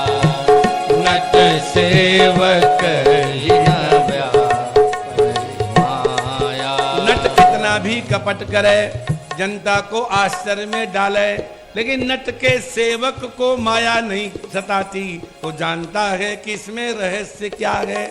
जैसे नट के सेवक को नट की माया नहीं व्याप्ति है, ऐसे ही भगवान के भक्तों को भगवान की माया नहीं व्याप्ति है।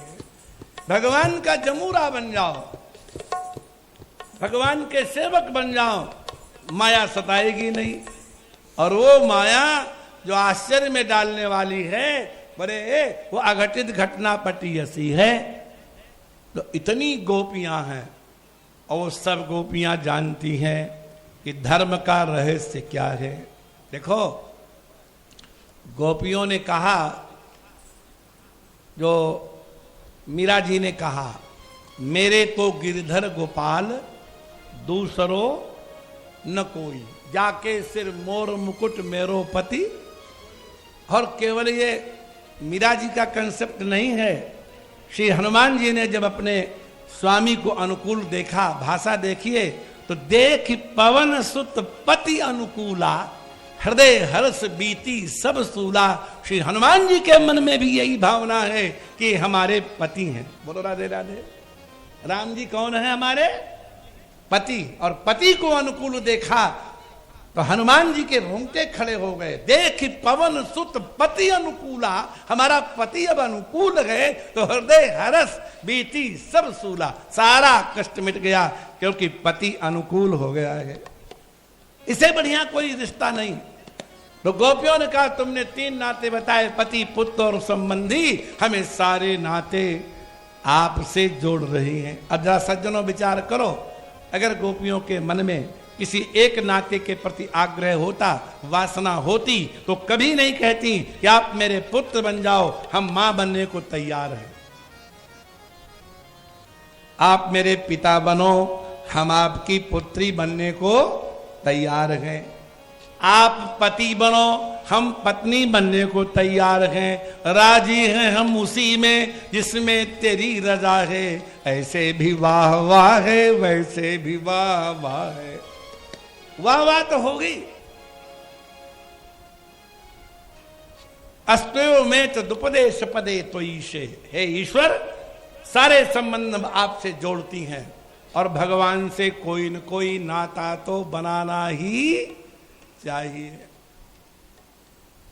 अवध में एक संत थे, वो कहते थे हम वशिष्ठ गोत्र के हैं, और भगवान राम कहते थे हमारे चेले के गोत्र के हैं। बरो राधे राधे।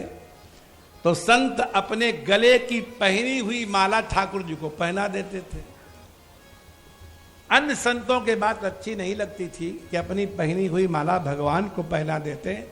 तो जब बहुत हो गया तो उन्होंने एक दिन कहा, महाराज आप वृद्ध हैं, ज्ञानी हैं, क्या करते हैं ये, अपने गले की माला भगवान के पहनाते हैं। तो उन्होंने कहा, क्यों? शिष्य के गले में तो गुरु माला पहना ही सकता है, हम गुरु हैं, वो चेला है। तो संतों ने कहा, तुम ही अपना चेला उनको मानते हो कि वो भी तुमको अपना गुरु मानते हैं? संत बोले, ये मुझे पता नहीं है, हम तो मानते हैं चेला। बोले चलो अपने गुरुत्व की दुहाई दो। बहुत सुंदर एक कमल की माला मंगाई गई नई, और बाबा जी को ठाकुर जी के सामने कनक भवन में खड़ा किया गया, और संतों ने वो माला बाबा जी को पहना दी और कहा, अब आप खोल करके और अपनी बात कह के पहनाओ। तो संत ने अपनी माला उतारी और आंखें भर आईं और कहा, हे रघुनाथ, मैं तो अपना शिष्य आपको मानता हूं, मुझे पता नहीं है कि हम आपके गुरु हैं कि नहीं, आप मानते हैं कि नहीं। और ऐसा कहकर के गले माला डाली तो ऐसा लगा कि किसी ने मुकुट उछाल दिया हो, और उछल करके मुकुट संत के चरणों पर गिरा। सारे संत लेट गए सामने। हाँ, आप गुरु हैं, ठाकुर जी ने मुकुट के द्वारा आपके चरणों की वंदना की है। भगवान से कोई न कोई नाता बनाना ही चाहिए। एक सज्जन थे, पुराने जमाने में बैलगाड़ी चलती थी, जो बूढ़े बूढ़े लोग होंगे बैलगाड़ी देखे होंगे, चलाए भी होंगे। एक सज्जन बैलगाड़ी से जा रहे थे ससुराल। जाड़े का महीना था, सूर्य जल्दी अस्त हो गया, अभी 2 कोस रह गई ससुराल, अंधेरा पाक था। अब बैलगाड़ी तो चलेगी नहीं अंधेरे में। दोनों ने सोचा जो गांव मिल गया है इसी में रात काट लें, कल चले जाएंगे। तो गांव की गलियों में बैलगाड़ी घुमा रहे थे, किसके दरवाजे उतरे किसके दरवाजे उतरे। तब तक देखा कि एक घर में एक बेर का पेड़ खड़ा है, उसकी डालें बाहर निकली हुई हैं। उन्होंने तुरंत अपनी बैलगाड़ी उसी के द्वार पर चढ़ा दी। बैल खोलने लगे कि स्त्री अंदर से आई, राम राम किया, आप कौन हैं? बोले हम आपके संबंधी हैं। स्त्री ने सोचा पहचान नहीं पाई, हो सकता है वो पहचानते हो पति देव।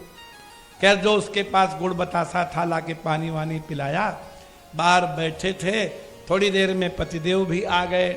उन्होंने देखा कि अजनबी बैठा है, राम राम किया, घर के अंदर गए, पत्नी से पूछा कौन आया है?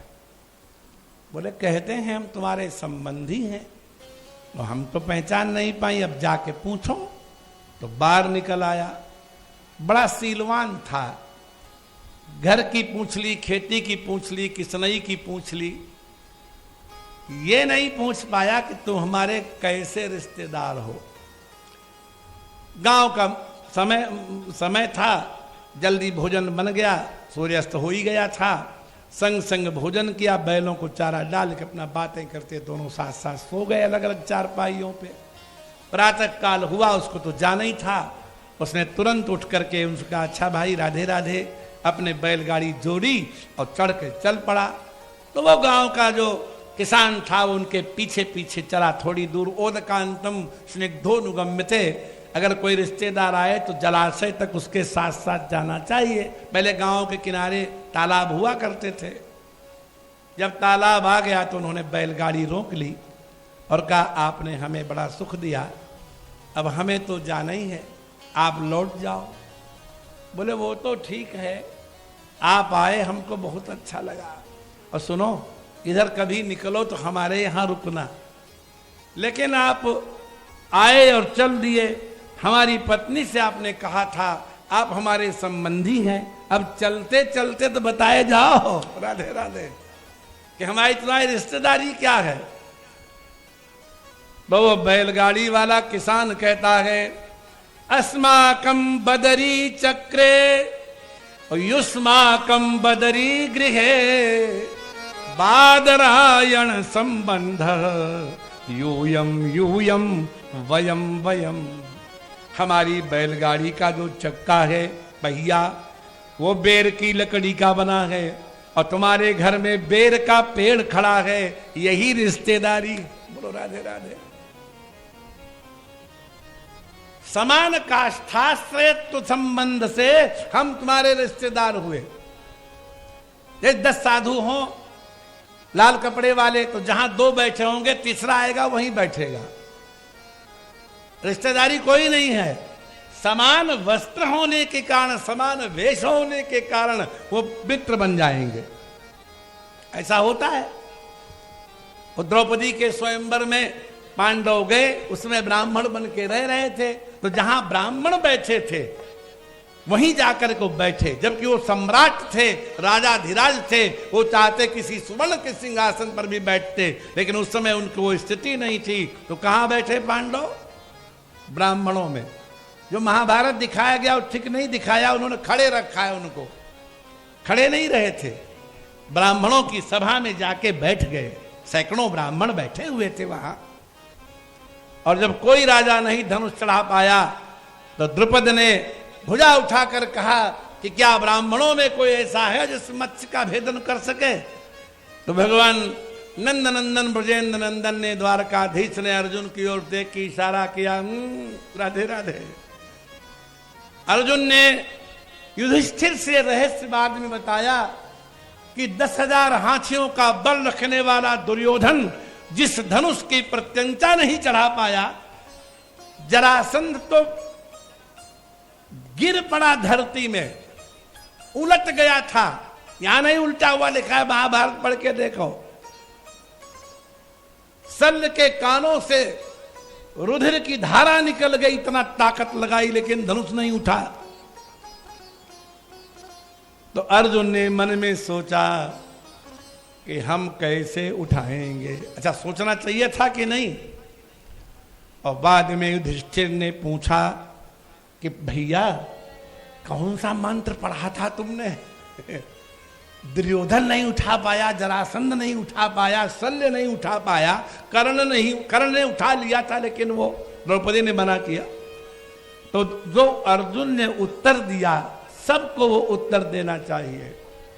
यत्संशया द्रुपद गेहमुपागतानां राज्ञां स्वयंवर मुखे स्मर दुर्मदानां तेजो हृतं खलु मया भिहतस्य मत्स्यः सज्जीकृतेन धनुषा धिगता च कृष्णा।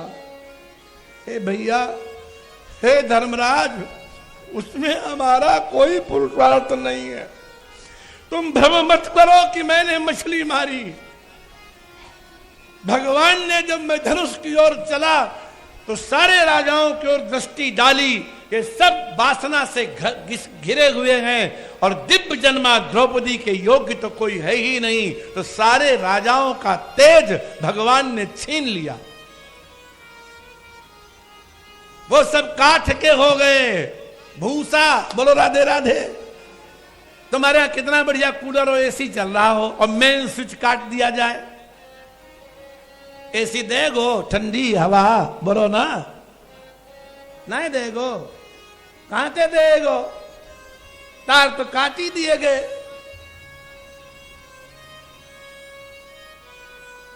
केनोपनिषद में आपने अगर कभी उपनिषदों का स्वाध्याय किया हो, एक बड़ी चुटीली कथा है। बोलो राधे राधे। एक बार पवन देवता में, अग्नि देवता में और वरुण देवता में विवाद हो गया। I am superior to you, I am superior to you, है मैं बड़ा हूं, मैं बड़ा हूं। पवन देवता बोले तुम सब बेकार हो, हम अगर अपनी वाली पे आ जाएं तो पहाड़ों को उड़ा दें। वरुण बोले तुम क्या समझते हो, हम अपनी वाली पर आ जाए सारे संसार को डुबो दें। अग्नि देवता बोले तुम हमारी शक्ति नहीं जानते हो, हम तो पत्थर तो बात किया, लोहे को भी पिघला दें। बोलो राधे राधे। कैसे निर्णय हो, कौन ज्यादा बलवान है? आप ही के सामने अगर धर दिया जाए ये प्रश्न तो चक्कर में पड़ जाओगे कि नहीं? किसको बड़ा कहोगे? नारायण यक्ष का रूप धारण करके किरात वेश में वहां प्रकट हो गए, बड़ा दिव्य। तो तीनों कहते कोयम अच्छा है, ये कौन ही अच्छा है, क्या तेज है इसका। बोले कस्मिन विवदंती भवंता, काहे का विवाद है? बोले यक्ष तुम बड़े तेजस्वी हो, तुम ये बताओ कि हम तीनों में कौन ज्यादा बलवान है। तो यक्ष ने कहा कौन हो तुम? और जानते समय नारायण। तो तीनों ने बताया हम अग्नि हैं, वरुण हैं, पवन है। तो भगवान ने ऐसे किया कि सूखा तिनका उनकी उंगली में आ गया और तिनका उन्होंने उनके सामने डाल दिया केनोपनिषद में, और कहा ये तिनका पड़ा है, हे पवन देवता तुम जरा इसको उड़ाओ, और कनेक्शन काट दिया। बोलो राधे राधे। सूरज की लाली में, चंद्र की उजाली में, बोलो वो कौन है, बोलो वो कौन है। किसी के पास कोई प्रकाश नहीं है, कोई बल नहीं। पवन देवता के पसीना निकल गया, वो तिनका उड़ाना तो छोड़ो, हिला भी नहीं पाए, लज्जित होके अलग खड़े हो गए। अन्य देवता ने धुआं नहीं निकाल पाया, वरुण देवता ने उसको गीला नहीं कर पाया। तब चरणों में गिरे, बोले आप कौन हैं यक्ष देवता, अपना परिचय दो। तब भगवान स्वस्वरूप को प्रकट करते हैं। किसी के पास कुछ नहीं है, सब उसी की ऊर्जा है, सब उसी की कृपा है। हम लोगों को भी इस बात का कई बार अनुभव होता है कि जिन श्लोकों को प्रथम बार देखो और भगवत कृपा हो तो एक बार देखने से जो बुद्धिस्थ हो जाए, कंठस्थ हो जाए, ये भगवत कृपा के अतिरिक्त तो कोई फल नहीं मिल सकता। केवल बुद्धि का वैभव नहीं है। आप ग्रंथ की सेवा करें, संत के प्रति श्रद्धा रखें और वेद और पुराणों पर विश्वास करें और भगवती गंगा जैसी दिव्य धारा को जल धारा न समझ करके साक्षात भगवती का रूप समझें तो सब सिद्धियां मिल जाएंगी। सब आसे पास है। ये जल थोड़ा ना है, ये साक्षात भागीरथी माता है। मन की बात कहे के तो देखो, उन्हें पता लग जाए। 125-150 वर्ष पुरानी बात है, ज्यादा पुरानी नहीं। पंडित राज जगन्नाथ पंडित राज थे, काशी में रहते थे। उन्होंने एक यवनी शिष्या को संस्कृत पढ़ाई थी, बड़ी विदुषी थी, लेकिन काशी के ब्राह्मण उनका तिरस्कार करते थे। ये ब्राह्मण हो करके यवनी शिष्या को दिव्य विद्या पढ़ाता है। एक दिन दोनों इसी समय जून के महीने में दशाश्वमेध घाट पर बैठे थे। ये बातें ध्यान से सुनकर के विश्वास करने लायक हैं। तो वो जो देवी थी यवन कन्या, उसने भगवती गंगा की ओर देखा और हाथ जोड़ करके बोली, सुरधुनि मुनि कन्ये, हे देव नदी मुनि कन्या। मुनि कन्या माने जन्नू की बिटिया। जन्नू नाम के एक ऋषि थे, उन्होंने उदर में धारण करके फिर उसको निकाला कान से, इसलिए उनका नाम है जाह्नवी। गंगा का नाम क्या है? जाह्नवी, जन्नू की तनया। सुरधुनि मुनि कन्ये पावये पुण्यवंतम। हे जननी, आज मैं आपसे पूछती हूं कि आप केवल पुण्यात्माओं को ही तारती हैं? अगर हां तो सतरति निज पुण्यैस्तत्र केतिम ते महत्वम। तो पुण्यात्मा अपने पुण्य से ही तर जाएगा, उसमें आपकी क्या महिमा।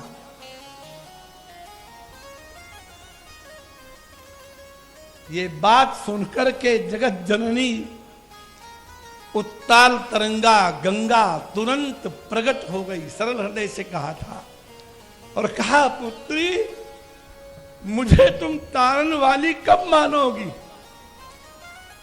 पुण्यात्माओं को तारने से तो तुम मान नहीं रही हो।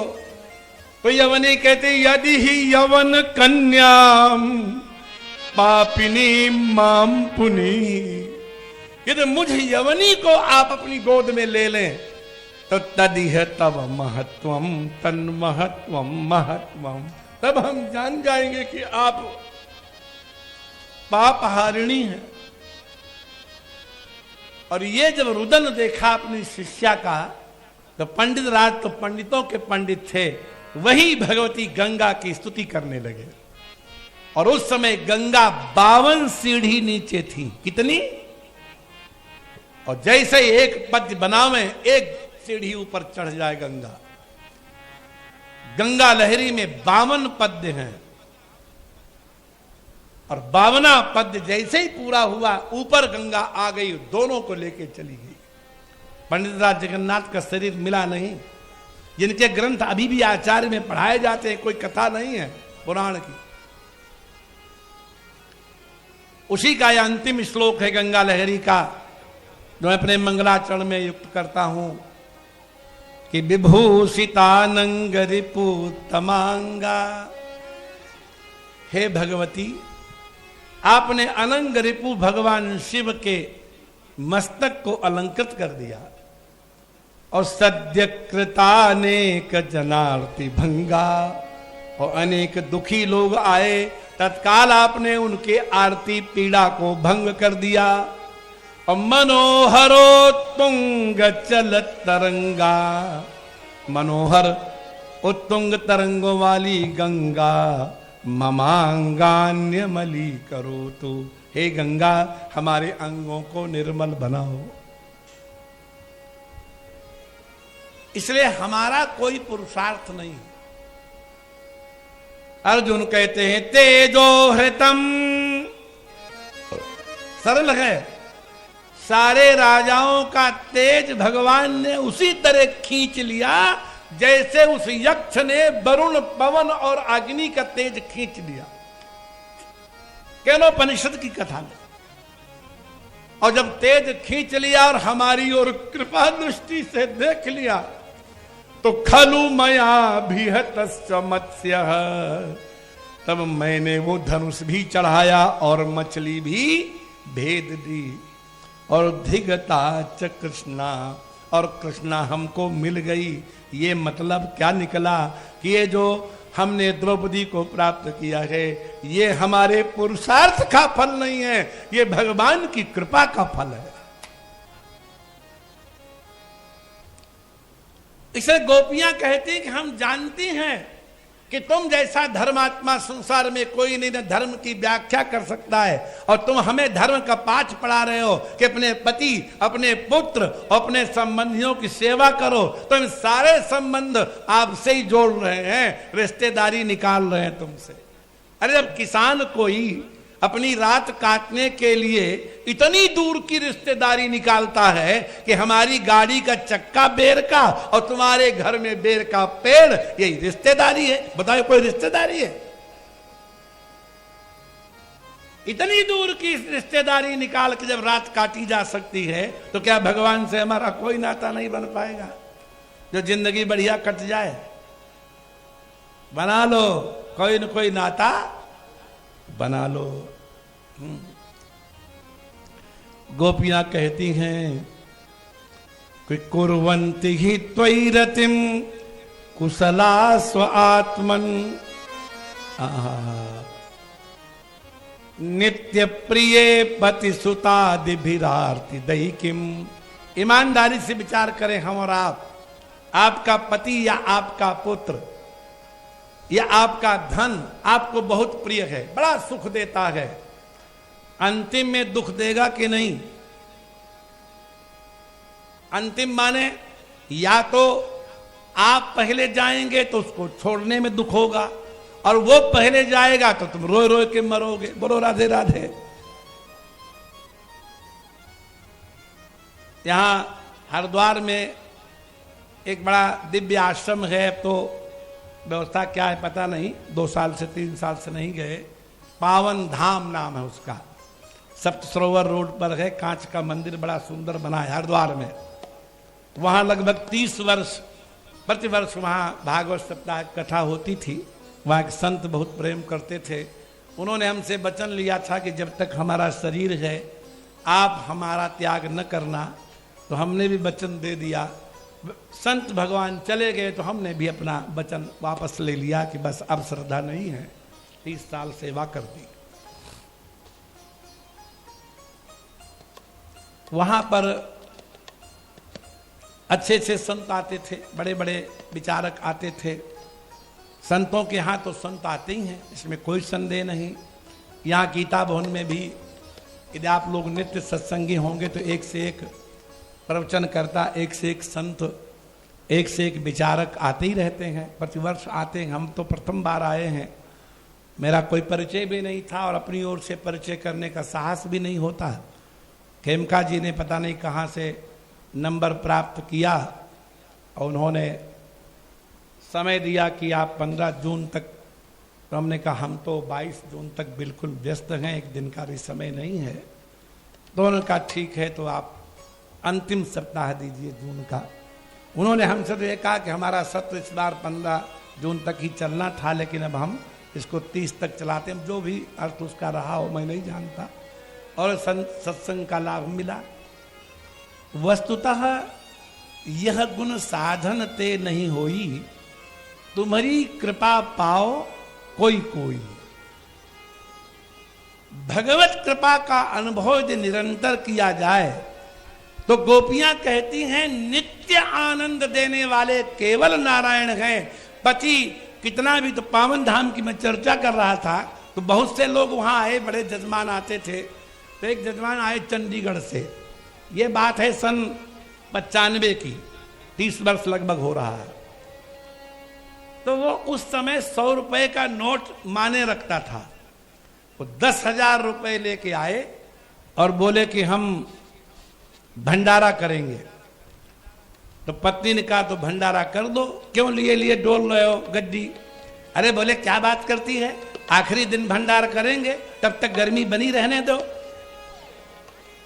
तो उसने कहा ठीक है भाई, गर्मी बनाए रखो। कुर्ते में से निकालना गए, भूल वही कुर्ता पहन के हर की पड़ी स्नान करने चले गए। एक सच्ची घटना सुना रहा हूं। और 10,000 रुपए की गड्डी थी। कुर्ता उतार के पंडा जी के खोखे में रखा, महाराज संभाल के रखना, थोड़ा पैसे हैं इसमें। हाँ कोई बात नहीं। और कोई उठाई गिर लग गया पीछे। नहा के आए, तौलिया लपेटे खड़े, कुर्ता कहां? बोले कुर्ता गायब। बोलो राधे राधे। अब रोवे फूट फूट के।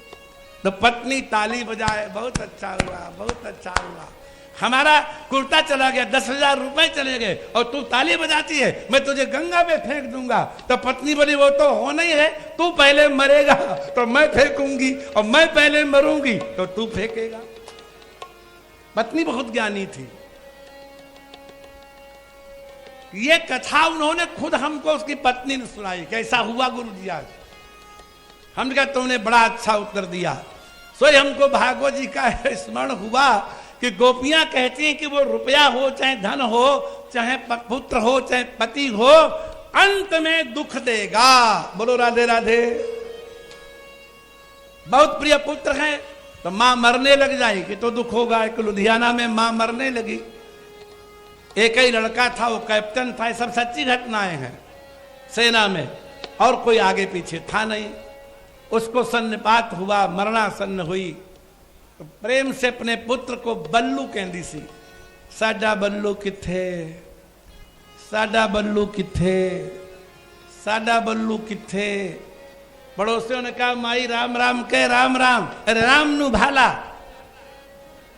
हमने पूछा पंजाब में जाकर के, बहुत कठिन पंजाबी बोली उसने, राम नु भाला माने राम को लगाओ आग। साडा बल्लू किथे, प्राण निकले, और बल्लू आया नहीं। तो पड़ोसियों ने वैसे एक लड़का बुला करके वैसे वस्त्र पहना के और हाथ रखा पीठ पर, कहा माई ले तो अड्डा बल्लू आ गया।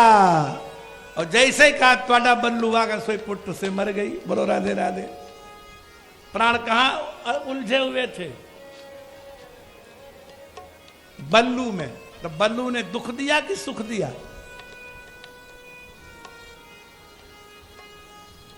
कुर्वन्ति हि त्वयि रतिं कुशला स्व आत्मन, नित्य प्रिये पतिसुतादिभिरार्तिदैकिं, तन्न प्रसीद परमेश्वर मास्म छिन्द्या, आशा भृतां त्वयि चिरादरविंद नेत्र। हे अरविंद नेत्र, हे कमल नयन, आप हमारे प्रेम की डोर को मत काटो। जो हमें निश्चित दुख देने वाले हैं उन संबंधियों के पास हमें भेज रहे हो, और नित्य प्रिय, और जो नित्य प्रिय रखने वाला नारायण है उससे हमको छुड़ा रहे हो, तो काहे को ऐसा कर रहे हो? पति को छोड़ के आई, पुत्र को छोड़ के आई, बछड़ा खोली नहीं, दूध उतारा नहीं, बच्चे को दूध पिलाया नहीं, और समस्त भक्तों में सर्वोत्तम हो गई। तो फिर लक्षण क्या है धर्म का? माता को गाली देने पर भी भरत सर्वोत्तम धर्मात्मा है, पिता को मूर्ख कहने पर भी भरत सर्वोत्तम धर्मात्मा है। क्योंकि भगवान कहते हैं अर्जुन से कि चिते ज्ञानम आख्यातम गुह्यात गुह्यतरम मया, मैंने तुम्हें गोपनीय से गोपनीय ज्ञान बताया। सर्व गुह्यतमम भूय कुरु में परमम बचः। अब अत्यंत गोपनीय, सबसे ज्यादा गोपनीय बात हमारी सुनो। तो अर्जुन ने प्रश्न कर दिया कि इतनी गोपनीय बात हमें क्यों बता रहे हो? तो भगवान ने जो कहा वो सुनकर के रोंगटे खड़े होते हैं। इष्टोसि में, तुम मेरे इष्ट हो। जैसे आपके इष्ट शंकर जी हैं, किसी की राधा रानी है, किसी की भगवान कृष्ण है, किसी की राम जी हैं, इष्ट। और भगवान के इष्ट कौन है? अर्जुन। इष्टोसि में दृढ़मिति, और हमारी इष्टि साधारण नहीं, पक्की है। ततो वक्ष्यामि ते हितम, इसे हम तुम्हें हित की बात बता रहे हैं, सबसे गोपनीय सुनो। तो अर्जुन ने पूछा क्या है वो गोपनीय? बोले सर्वधर्मान परित्यज्य मामेकम शरणम ब्रज। पति की सेवा। इतनी माताएं बैठी एक प्रश्न करें बेटिया तुम लोगों से, अरे भाई पूछ ले अंधे हो, ये बुढ़िया ही मना कर रही है। कोई अगर अत्यंत पतिव्रता स्त्री हो, इनको छोड़ो आप ही बताओ, और पति परदेश में जाता हो तो अपने पति के चित्र की पूजा करती हो, स्नान कराती हो, भोग लगाती हो, शयन कराती हो, अपने साथ सुलाती हो। और एक दिन पूजा कर रही थी, आधी पूजा हो गई, आधी बची है, इतने में पति आ गया, खटखटाया, खोलो। तो क्या करे वो? कह दे पूजा अधूरी है, पूजा कर लूं तब आती हूं, तब तक खड़े रहो, कि पूजा बीच में छोड़ करके और तुरंत कुंडी खोले? क्या करना चाहिए? हैं? और पूजा छोड़ देनी चाहिए ये? अरे झूठे पति की तो सेवा इसलिए कर रही थी कि सांचो पति परदेश गयो, और जब सांचो पति द्वार पे आए गयो तो झूठे पति की क्या जरूरत है? तो ये जो पति और पुत्र हैं हमारे, जिनकी सेवा के लिए आप हमें भेज रहे हैं, ये सब झूठे पति हैं, सच्चे पति तो आप हैं। इसलिए आप ही को हम पूजा करना चाहती हैं। सारे धर्मों का रहस्य ये है कि समस्त धर्मों का पालन इसलिए करना चाहिए क्योंकि भगवान मिल जाए, और जब भगवान ही मिल गए तब धर्म का क्या करोगे? बोलो राधे राधे। धर्म की परिभाषा बड़ी कठिन है, इसी पर विचार और किया जाएगा। बोलिए वृंदावन बिहारी लाल गोविंद जय जय गोपाल जय जय गोविंद जय जय गोपाल जय जय श्री राधा रमण हरि गोविंद जय जय राधा रमण हरि गोविंद जय जय गोविंद जय जय गोपाल जय जय गोविंद जय जय गोपाल जय जय। बोलिए गंगा माता की, श्री स्वामी जी महाराज की, हर हर महादेव।